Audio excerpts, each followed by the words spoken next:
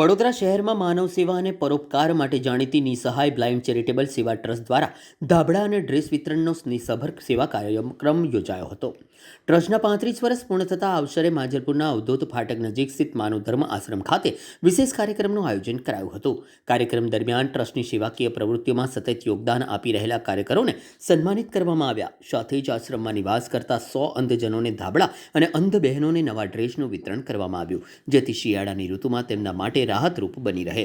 આ સેવા કાર્યક્રમમાં મુખ્ય અતિથિ તરીકે એવી કાટકર એસીપી ડી ડિવિઝન તથા અનેક મહાનુભાવો હાજર રહ્યા. કાર્યક્રમ દરમિયાન માનવ સેવા માટે ટ્રસ્ટની સૌ પ્રથમ તો નિસહાય માનવ સેવા જે સંસ્થા છે એમને આજે 35 વર્ષ પૂરા થવા બદલ અભિનંદન પાઠવીશ અને એમના પ્રમુખશ્રીની આજે વર્ષગાંઠ છે, બર્થડે છે, એમને પણ ખૂબ ખૂબ અભિનંદન અને આયુષ્ય લાંબુ થાય અને આગળ આવી સેવા આપતા રહે. એના ઉપલક્ષે આજે જે બહુમાન કરવાનું અલગ અલગ સંસ્થાઓનું બહુમાન કરવાનો કાર્યક્રમ રાખ્યો છે એ દરેક સંસ્થાઓને એક નવી જાગૃતતા આપશે અને વધારે સારું સેવા કાર્ય કરે એવું એક પ્રેરણાદાયક રહેશે, મારું એવું માનવું છે. આજે નિસહાય બ્લાઇન્ડ ચેરિટેબલ ટ્રસ્ટ દ્વારા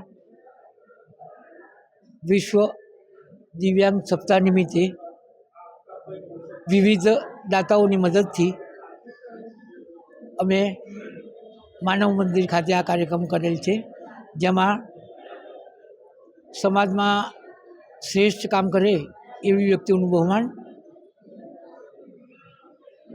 પ્રજ્ઞાચક્ષુ માટે અલ્પાહાર અને ચીજવસ્તુઓનું વિતરણ.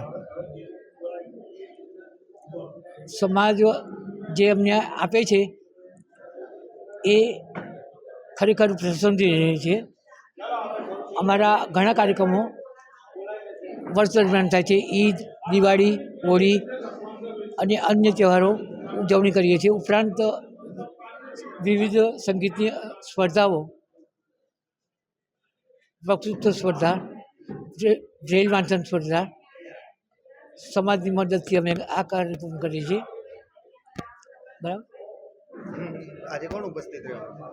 આજે સિક્વન્સ સાડીના જયરામભાઈ તથા ડી ડિવિઝનના એસીપી કાટકર સાહેબ.